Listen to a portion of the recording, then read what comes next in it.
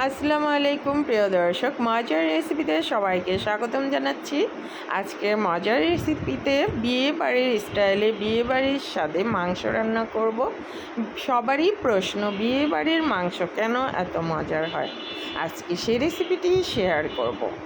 বিশেষ কয়েকটি মশলার জন্য এ বিয়ে বাড়ির মাংসের রান্না হয়ে ওঠে অতুলনীয় স্বাদের। আজকে বিশেষ কয়েকটি মশলা দিয়ে এই মাংসটা রান্না করব, আর একদম খাওয়ার সময় দেখবেন একদম বিয়েবাড়ির ফ্লেভার, বিয়েবাড়ির স্বাদ আর বিয়েবাড়ির কালার তো বটেই। আর সে পর্যন্ত আপনারা সবাই আমার সাথেই থাকবেন আশা করছি।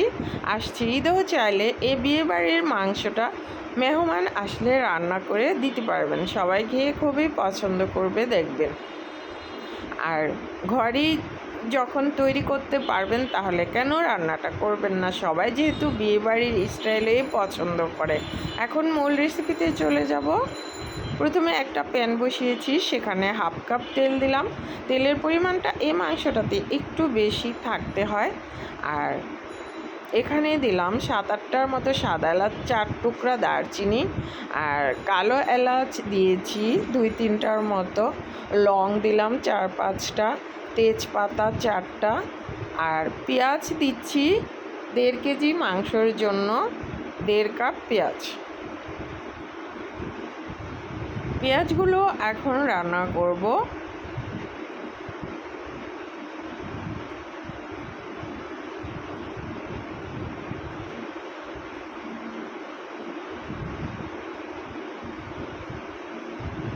এক টেবিল চামচ লবণ দিলাম পেঁয়াজটাকে সফট করে নেওয়ার জন্য।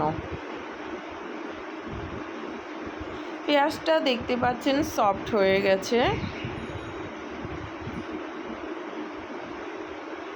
এখন দিচ্ছি আদা আর রসুনের পেস্ট 3 টেবিল চামচ দিয়ে পেঁয়াজের সাথে আদা আর রসুন কাঁচা স্মেল চলে যাওয়া পর্যন্ত কষিয়ে নিব।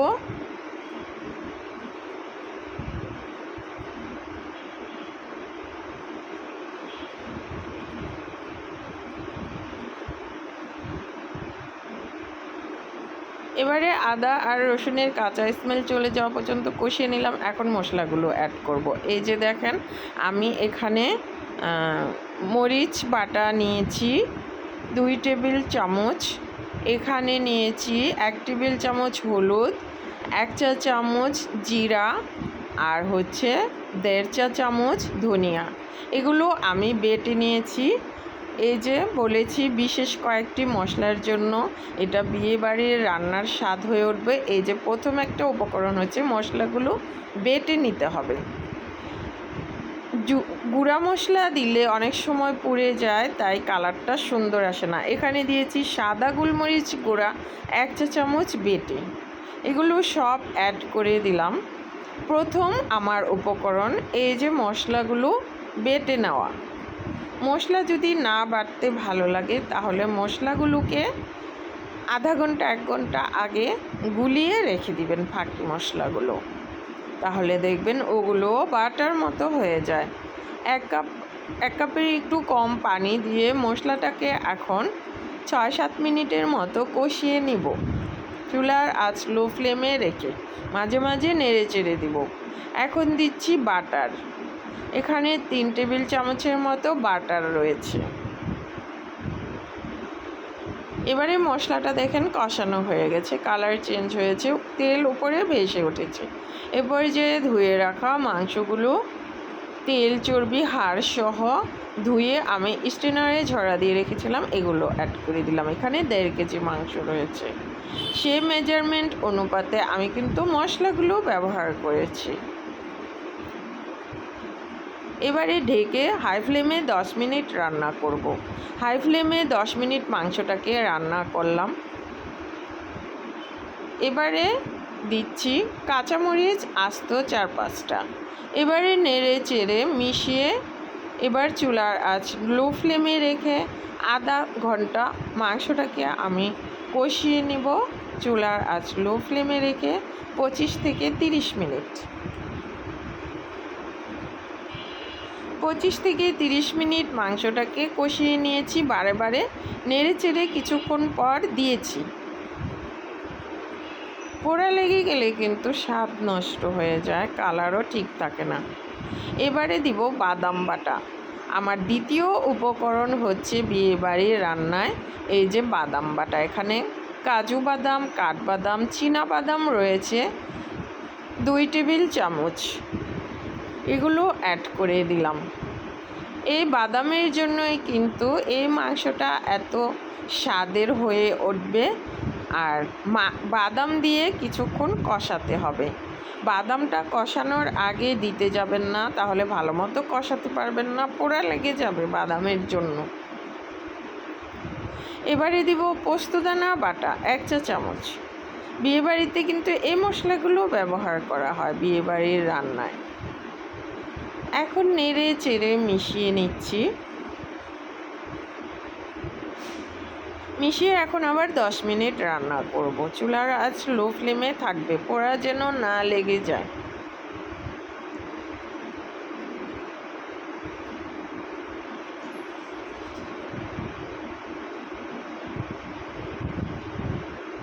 এবারে ঢেকে দিচ্ছি।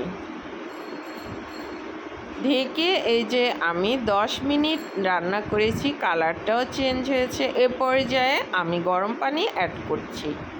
গরম পানি এখানে দিচ্ছি 3 কাপ। বেশি পানি দিব না, যেহেতু আমরা এ পর্যায়ে 60 মিনিট মাংসটা রান্না হয়ে গিয়েছে, এখন আর 40 মিনিট রান্না করব। এখন ঢেকে চুলার আঁচ লো ফ্লেমে রেখে 40 মিনিট মাংসটাকে রান্না করব। 40 মিনিট মাংসটাকে রান্না করে নিয়েছি। এ পর্যায়ে দেখেন রান্না হয়ে গেছে, তেল উপরে ভেসে উঠেছে। এ পর্যায়ে এখন আমি চুলা বন্ধ করে এই যে আমার তৃতীয় উপকরণ হচ্ছে এই যে দেখেন গুঁড়া দুধ উপরে ছিটিয়ে দিয়ে, এই গুঁড়া দুধের জন্য মাংসটা এত সুন্দর ফ্লেভার হবে, কালারটা এত সুন্দর হবে, আর খেতেও অসাধারণ হবে। এই গুঁড়া দুধটা দিয়ে এখন চুলা বন্ধ করে আমি 5 মিনিট ঢেকে রেখে দিচ্ছি। 5 মিনিট পর ফিরে আসলাম। এখন দেখেন এই যে দেখেন এখন যে কত সুন্দর ফ্লেভার বেরিয়েছে। আর এই যে বিয়েবাড়ির রান্নায় আরেকটা উপকরণ হচ্ছে ঘিটা তো অ্যাড করতেই হবে। বাটারটা আপনাদেরকে না দিলে চলবে, কিন্তু লাস্ট পর্যায়ে 1 টেবিল চামচ ঘি অ্যাড করলাম। এখন দেখেন আমার রান্নাটা একদম কমপ্লিট। এ পর্যায়ে কেওড়া জল দিবেন 1 চা চামচ, যারা পছন্দ করেন তারা দিবেন। কেওড়া জল দিলে একদম বিয়েবাড়ির ফ্লেভার পাবেন কেওড়া জলটা দিলে।